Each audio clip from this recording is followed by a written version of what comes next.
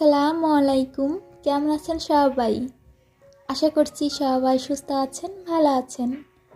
আমরা আলহামদুলিল্লাহ খুব ভালো আছি। নতুন আরেকটি ভিডিও নিয়ে আপনাদের মাঝে হাজির হয়েছি। আমার নতুন ভিডিওটিতে আপনাদের সবাইকে স্বাগত জানাচ্ছি। অন্য সব ভিডিওতে আপুরা যা দেখেন সকালে নাস্তা রেডি করা, আজও কিন্তু সেটাই করছি। তো এখানে খিচুড়ি রান্না করব, এই জন্য পেঁয়াজ, রসুন, সেই সাথে কাঁচামরিচ এগুলো ভেজে নিচ্ছি। আর অন্যদিকে আমি পানিটা গরম হওয়ার জন্য দিয়েছি।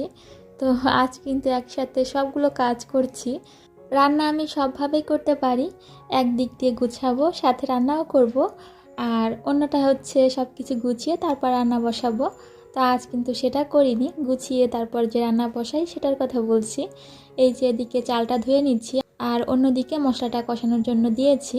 পেঁয়াজ মরিচগুলো ভাজতে দিয়ে তারপর আমি কেটলিতে পানি গরম হওয়ার জন্য দিয়েছি। তো সব দিক দিয়ে সামলাতে হয় মেয়েদের আর কি। তো সব কিছু শিখে রাখা ভালো, তাই না আপুরা? আমরা মেয়েরা এরকমই কাজ করতে করতে তারপর কাজ শিখে যাই, কাজ শিখে তারপর কাজ করতে আসি না। তো এদিকে কিন্তু চালগুলো ধুয়ে তারপর চালগুলো খুব ভালো করে ভেজে নিয়েছি। এখানে আমি মসুর ডাল সেই সাথে বুটের ডাল দিয়েছি। তো আজ কিন্তু কোনো রকম ইচ্ছা ছিল না যে সকালে খিচুড়ি রান্না করব। আলিপের বাবা বললেন, তাই খিচুড়িটা বসিয়ে দিয়েছি। তো খুব তাড়াহুড়োর ভিতরে রান্নাটা কিন্তু করে ফেলছি, আপনারা তো দেখে হয়তো বুঝতে পেরেছেন। একই সাথে সব দিক সামলাতে গিয়ে আমি ছোট ছোট ভুল করে ফেলি। মশলা যখন কষিয়েছি তখন কিন্তু আদা বাটা দিইনি, ফ্রিজ থেকে বের করে রেখেছিলাম, তো সেটা দিতে ভুলে গিয়েছি। আর এদিকে ডালটা ভিজিয়ে রেখেছি। তো সকালে ঘুম থেকে উঠে আমি আগে ডালটা ভিজিয়ে রেখেছি। আমার মন যখন যেটা চায় আমি কিন্তু তখন সেটাই করে ফেলি। তো ফেলে রাখি না যে পরে করব, থাক না, মানে আলসেমি করি না। যারা আমাকে খুব কাছ থেকে চিনেন তারা খুব ভালো করে জানেন। তো খাবার বিষয়ে তো আরও না। আর এই যে চাল ধোয়া পানিটা যে রেখেছিলাম সেগুলো কিন্তু গাছে দিয়ে দিচ্ছি। তারপরও দেখা যায় কি যে ইচ্ছা থাকা সত্ত্বেও কিছু কিছু জিনিস থাকে, একটু সময় দিতে হয় তার পিছনে।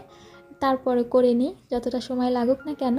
গত ভিডিওতে আমার প্রিয় আপুদের বলেছিলাম আমার বোম্বাই মরিচ গাছে বোম্বাই মরিচ হয়েছে। আপুদের আজ কিন্তু দেখিয়ে দিয়েছি, সবাই মাশাল্লাহ বলে দিবেন। আমার মতন আমার আপুরাও বোম্বাই মরিচ পছন্দ করেন, দেখছিলাম কমেন্ট করে। বাচ্চাদের মন যখন যা ইচ্ছা করে তাই করে। তো যখন রুমে আসছিলাম দেখছিলাম যে সেটাই করছে। তার পাঞ্জাবিগুলো গত রাতে নেহাবেই বিছনায় রেখে দিয়েছিল। আমার দেখে এত বেশি হাসি পাচ্ছিল, আমি কিন্তু তাকে বলিও নি। তো ফ্লোরে রেখে তারপর কাপড়গুলো ভাঁজ করে আলমারিতে তুলে রেখেছে।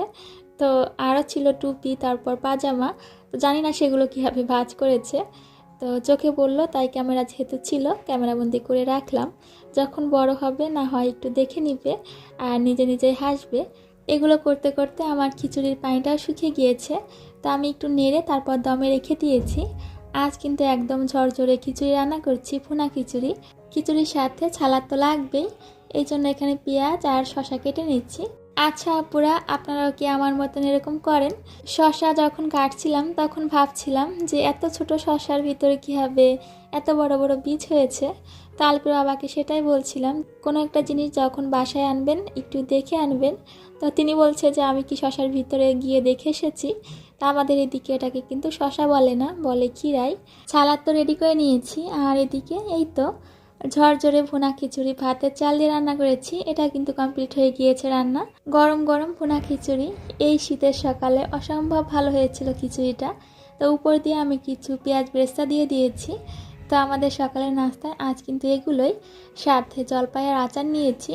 তো অল্প পরিমাণে জলপাইয়ের আচার আছে, জারের যেই পরিমাণে আচার আছে আজকে শেষ হয়ে যাবে। তো নতুন করে আচার কিন্তু তৈরি করতে হবে। এটা কিন্তু তেলের আচার, মিষ্টি আচার তৈরি করা হয়েছে, তবে তেলের আচারটা এবছর তৈরি করা হয়নি। ইনশাআল্লাহ তেলের আচারটা যদি তৈরি করি তাহলে আমার প্রিয় আপুদের সাথে শেয়ার করব। তো এদিকে বুটের ডাল আমি জারে রিফিল করে নিচ্ছিলাম।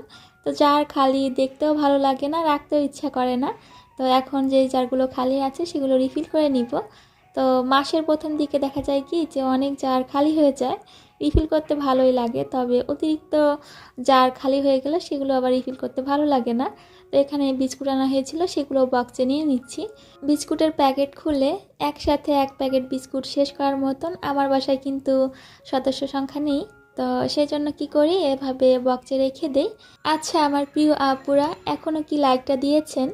যদি লাইকটা এখনও না দিয়ে থাকেন কিন্তু আমার ভিডিওটি দেখছেন, ভিডিওর যেটুকু অংশ দেখেছেন যদি ভালো লেগে থাকে তাহলে ছোট্ট একটা লাইক দিয়ে আমার সম্পূর্ণ ভিডিওটি দেখতে পারেন। মরিচগুলো দেখতে খুব সুন্দর, তাই না আপুরা? তবে মরিচগুলো কিন্তু খুব ভালো ছিল, একেবারে শুকনা। যখন শুকনা মরিচ আনি আমি, তখন দেখা যায় কি যে রোদে শুকিয়ে তারপর জারে রেখে দেই। আজও ভেবেছিলাম যে রোদে শুকিয়ে তারপর জারে রাখবো, তবে এত বেশি শুকনা ছিল যে এগুলো আর আমার শুকাতে হবে না। তাছাড়া শুকনা মরিচগুলো কিন্তু প্রচুর পরিমাণে ঝাল ছিল। তো পরবর্তীতে আপুরা যখন দেখবেন যে ভর্তা করছি, এত বেশি ঝাল হয়েছিল। তো আলপনা বাবা যখন যেটা আনে তখন ভালো হলে কিন্তু ভালো বলি, আর খারাপ হলে সেটাও বলি। তো খারাপটা বললে তিনি আবার একটু মন খারাপ করেন।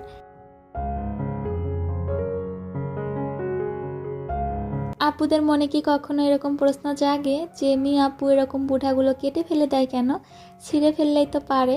যখন মরিচগুলো শুকনা খোলায় ভাজি তখন তো কোনো সমস্যা হয় না, তবে যখন তেলের ভিতর ভাজি তখন হয় কি যে তেলটা একদম মরিচগুলোতে চুপসে নেয়। তো যার কারণে আমি এভাবে কেটে রেখে দিই। এই তো আরও কিছু মরিচ আছে, জারে রাখার পর এগুলো ভেজে তারপর রেখে দিব। তো আমি কিন্তু মরিচ এভাবে ভেজে রেখে দিই, এতে করে আমার যখন ভর্তা করতে হয় সুবিধা হয়। একা হাতে যেহেতু কাজ করি, একটু গুছিয়ে কাজ করার চেষ্টা করি, আর কিভাবে কোন কাজটা করলে সুবিধা হয় সেটাই কিন্তু দেখি। মরিচগুলো ভেজে তারপর গুঁড়া করে রাখলেও কিন্তু হয়, তবে আমি এভাবেই রেখে দিই।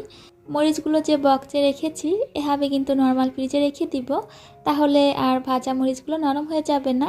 তাছাড়া তেলের ভিতর ভেজে সেটাও কিন্তু রাখা যায়, তবে সেটা কিন্তু বেশি দিন ভালো থাকে না। তো অনেক তো হলো মরিচ নিয়ে কথা, এখন না হয় রান্নার জন্য সব কিছু গুছিয়ে নিই। এরই মাঝে তেলাপিয়া মাছটা খুব ভালো করে ক্লিন করে নিয়েছি, লবণ এবং লেবুর রস ব্যবহার করেছি। তো এই তো এখন এভাবে কেটে নিচ্ছি। আজকের ভিডিওটা কিন্তু শুক্রবারের ভিডিও, তো অন্য সব শুক্রবারের তো অনেক কিছু রান্না করা হয়, তো আজ একটু ভিন্ন ধরনের আয়োজন করছি। তো মাছ দিয়ে আজকে বারবিকিউ তৈরি করব। তো মাছটা আমি এখন ম্যারিনেট করে তারপর রেখে দিব। মাছের জন্য এখানে একটা মশলা তৈরি করে নিচ্ছি। তো এখানে সব ধরনের মশলা দিয়েছি আদা রসুন জিরা, গোলমরিচের গুঁড়া দিয়েছি, পরিমাণ মতন লবণ দিয়েছি, শুকনো মরিচের গুঁড়া, হলুদের গুঁড়া, সেই সাথে এখানে সয়া সস, টমেটো সস এবং সরিষার তেল দিয়েছি। তো এই তো সবগুলো মশলা একত্রে করে তারপর মিশিয়ে নিয়েছি খুব ভালো করে। এখন মাছের গায়ে খুব ভালো করে আমি মাখিয়ে নিব। মাছ তো আমরা প্রতিদিনই রান্না করি, তবে একটু ভিন্নভাবে ভিন্ন ধরনের কিছু করলে কিন্তু ভালো লাগে। এই যে আমি মশলাটা তৈরি করেছি, এখানে কিন্তু লেবুর রসও দেওয়া যায়, আমি তো দিইনি এখানে।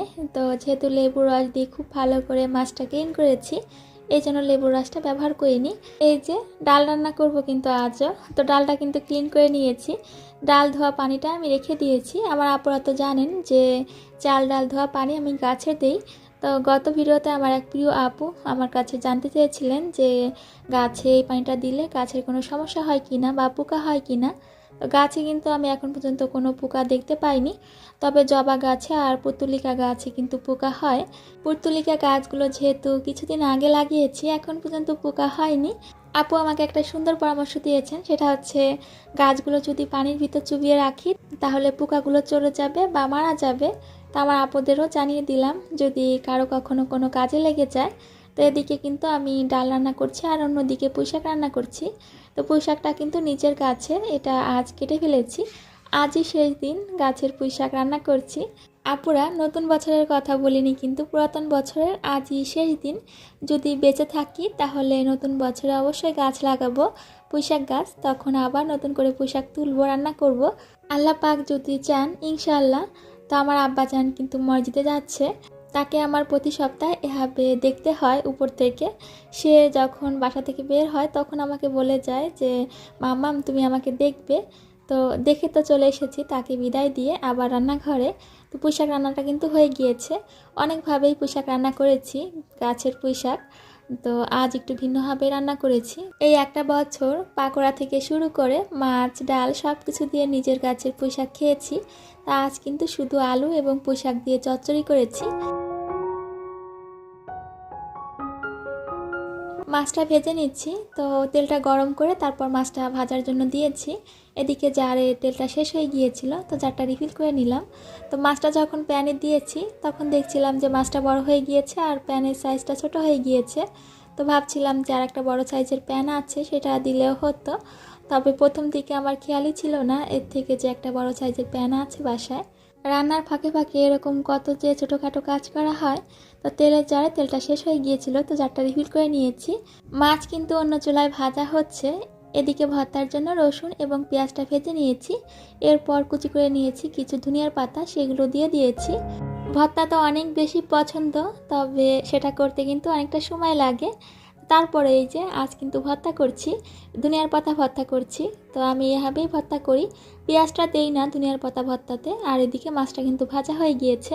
মাছের যে মশলাটা ছিল সেটা কিন্তু আমি মাছের উপর দিয়ে ব্রাশ করে দিয়েছিলাম, তারপর এভাবে ভেজে নিয়েছি। তো মাছটা কিন্তু সুন্দরভাবে হয়ে গিয়েছে। এদিকে যে ভর্তা করব সেই ধনিয়ার পাতাটা এখন বেটে নিব।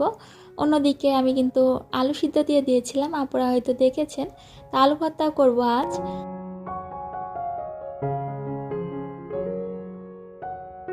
পাটায় বাটার কিন্তু আমার অভ্যাস আছে, যখনই ভর্তা করি চেষ্টা করি পাটায় বেটে ভর্তা করার, এতে করে অসম্ভব টেস্ট হয় ভর্তার। তো এদিকে কিন্তু ডালটা বাগার দিয়ে দিয়েছি, আর ধনিয়ার পাতা দিয়ে ডাল রান্না করেছি। তো ধনিয়ার পাতা তো ভর্তা হয়ে গিয়েছে, আলু ভর্তা করে নিব। বাংলাদেশি ব্লগার তৃপ্তি আরি থেকে আমার দিদি ভাই গত ভিডিওতে কমেন্ট করেছিলেন আমি কি রিং লাইট দিয়ে ভিডিও করি কিনা। তো সেটা কিন্তু সবসময় সম্ভব হয়ে ওঠে না। এই যে এখন কিন্তু অনেক বেশি তাড়াহুড়া করছিলাম। আমার মাথায় তো শুধু এটাই থাকে যে আমার আব্বাজান এসে দেখবে আমার রান্নাবান্না সব কমপ্লিট হয়ে গিয়েছে, টেবিলটা সুন্দর করে সাজিয়ে নিয়েছি। তবে এটা কিন্তু হয়ে থাকে না খুব বেশি। এই যে টেবিল সাজিয়ে নিয়েছি আলপের বাবা সাথে আমিও।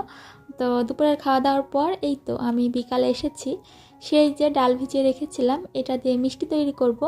দিদিভাই আর একটা প্রশ্ন ছিল, সেটা হচ্ছে যে আমাদের ট্যাপের পানি এত বেশি ঘোলাটে কেন। আমাদের এখানকার পানিতে কিন্তু অনেক বেশি আয়রন থাকে। আমার আপুদের কিন্তু আমি আগেও বলেছি। তো কিছু করার নেই, আমাদের এখান থেকে অন্য সব বাসায় দেখা যায় কি যে আরও বেশি পানিতে আয়রন থাকে। তো এই তো এখন এই যে ডালগুলো বেটে নিয়েছি এগুলো ভেজে নিব। তো এখানে কিন্তু পানি ছাড়া পাটায় একদম মিহিও করিনি, হালকা দানাযুক্ত আছে, এরকম করে বেটে নিয়েছি। এই যে ছোট ছোট করে শেপ করে আমি ভেজে নিব, তবে খুব বেশি ভাজবো না, হালকা ভেজে নিব। এরকম কালার আসা আগ পর্যন্ত আমি ভেজে নিয়েছি। তো এগুলো কিন্তু দেখতে অসম্ভব সুন্দর লাগছিল। তো মনে হচ্ছিল যে এভাবেই বেশি ভালো লাগবে, তবে আমি কিন্তু এখানে লবণও অ্যাড করিনি। আমার প্রিয় আপুরা এখনও যারা ভালোবেসে দেখছেন আমার ভিডিওটি, চাইলে আমার ছোট্ট চ্যানেলটি সাবস্ক্রাইব করে বন্ধু হয়ে আমার পাশে থেকে যেতে পারেন। যেসব আপুরা অলরেডি এই কাজটি করে ফেলেছেন আপনাদের সবাইকে জানাই অসংখ্য ধন্যবাদ। আমার কিন্তু এই পেঁয়াজগুলো অল্প অল্প করে অনেকবার ভাজতে হয়েছে। তো এই তো অনেকগুলো ভেজে নিয়েছি। তো আমি কিন্তু এগুলোকে পেঁয়াজই বললাম। এখন আমি এই ডালের বড়াগুলোকে ভেঙে নিচ্ছি, তবে এগুলো কিন্তু এখনও ঠান্ডা হয়নি, হালকা গরম আছে। তো পরবর্তীতে কিন্তু আমি ওগুলো ভেঙে তারপর ব্লেন্ড করে নিয়েছি। এখন এই দানাগুলো আমি ভেজে নিব। তো একদম কিন্তু মিহি করিনি, এই যে হালকা হালকা দানা আছে। তো আমি এগুলো হালকা ব্লেন্ড করে তারপর চেলে নিয়েছি। এরকম করে সবগুলো আমি ব্লেন্ড করে নিয়েছি। ঘি দিয়ে এগুলোকে কিন্তু সুন্দরভাবে ভেজে নিয়েছি, তারপর চিনি শিরা দিয়ে রান্না করে নিব। তো এই তো দেখতে কিন্তু খুব সুন্দর লাগছিল, আর আমার মিষ্টিগুলো তৈরি করতে অসম্ভব ভালো লাগছিল।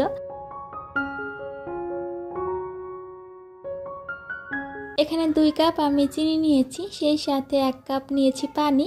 তো এখানে আমি 2টা এলাচ দিয়েছি, সেই সাথে ফুড কালার। তো এগুলো খুব ভালো করে মিশিয়ে আমি জাল করে নিয়েছি। তো চিনিটা যখন গলে এসেছে এখানে আমি দিয়ে দিয়েছি লেবুর রস। বেশ বড় এক টুকরো লেবু থেকে সম্পূর্ণ রসটাই দিয়ে দিয়েছি। এই তো আমার শিরাটা কিন্তু সম্পূর্ণভাবে রেডি। এখন সেই যে ভেজে রেখেছিলাম ডালটা, সেটাই কিন্তু এখানে দিয়ে দিয়েছি। এখন খুব ভালো করে মিশিয়ে নিব। এভাবে নাড়তে নাড়তে 5 থেকে 6 মিনিটের ভিতর প্যানের গা থেকে এগুলো ছেড়ে আসবে, সেই সাথে রসটা কিন্তু শুকিয়ে আসবে। তো এই পর্যায়ে কিন্তু আমি নামিয়ে নিব। সুন্দরভাবে এই ডোটা কিন্তু রেডি হয়ে গিয়েছে মিষ্টির জন্য। মিষ্টি না তো, এগুলো হচ্ছে লাড্ডু। ভাবা যায় যে বুটের ডাল দিয়ে এত সুন্দর এত মজাদার লাড্ডু তৈরি হয়ে যাবে। তো খুব সুন্দর হয়েছিল, আমি কিন্তু নিজেই অবাক হয়ে গিয়েছি। তো এখানে কিন্তু আমি এক এক করে সবগুলো লাড্ডু তৈরি করে নিয়েছি। বেশ অনেকগুলো লাড্ডু হয়েছে। তো এগুলো কিন্তু ঠান্ডা হলে আরও বেশি ভালো লাগবে। এই জন্য আমি এখন নর্মাল ফ্রিজে রেখে দিব। আমার তো মিষ্টি যে কোনো খাবার ঠান্ডা হলে ভালো লাগে, এটা তো আরও বেশি ভালো লাগবে। একদম দোকানের মতন পারফেক্ট লাড্ডু হয়েছে। ভিতরটা কিরকম হয়েছে এখন আমার আপুদের একটু ভেঙে দেখিয়ে দেই। এখানে বিদায় নিচ্ছি তাহলে, আমার সব আপুদের সুস্বাস্থ্য এবং দীর্ঘায়ু কামনা করে। আল্লাহ হাফিজ, আসসালামু আলাইকুম।